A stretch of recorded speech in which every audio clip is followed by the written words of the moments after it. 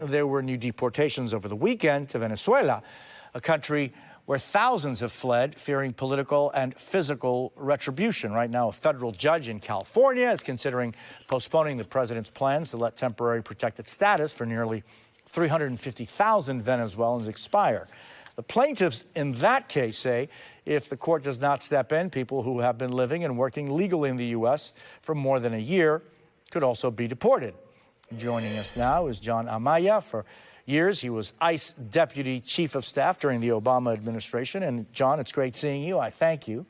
Sunday's deportation flight is only the fourth Venezuelan flight that officials have allowed since President Trump is back in office. How significant is that when we see what's going on in this relationship with the Maduro government? So the thing that we've always dealt with as a government is that in order to remove people, we have to have diplomatic relations. So obviously they're working behind the scenes to make sure that the runways are available for ICE flights to be able to repatriate their nationals. I think, the broader question is how many more Venezuelans are actually ready for removal who have already received a final order from a judge where they've been afforded the opportunity to receive due process. These would be separate from Tren de Aragua members that would fall under that Alien Act. But the question that I see, this last flight to Venezuela went via Honduras, which has been a country that is not, just recently under President Castro in that country, has not been very pro-U.S., pro-American. The fact that Honduras agreed to be I guess, third country from which these deportations could be carried out, what does that tell you? Well, that tells me there's a lot of diplomatic engagement that's been going on. We have attachés for Homeland Security all over the world.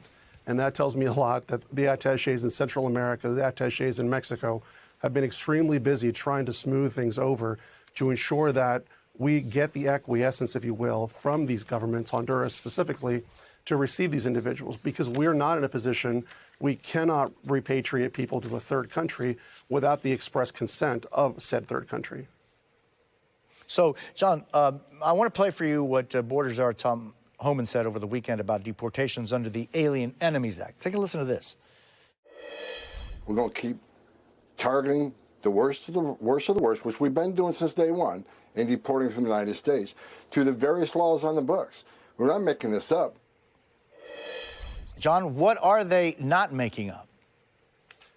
I'm not going to impugn anything as to what the White House might be trying to convey, but what I will tell you is that, under Tom's direction, when we were both working in the Obama administration, the maximum processing we were afforded to do, given the restraints, legal, political, and resource-wise, was about 400,000 removals a year. No administration has ever, which is a record, no administration has ever matched that. Not the first Trump administration, not the Biden administration, and it doesn't seem like this administration is going to be on task to be able to meet those numbers. So it just tells me that they are finding themselves in a desperate situation where they're trying to unleash every potential legal angle to be able to arrest as many people and remove them, because what they're doing operationally does not seem to be working. John Amaya, I thank you very much. Really appreciate it.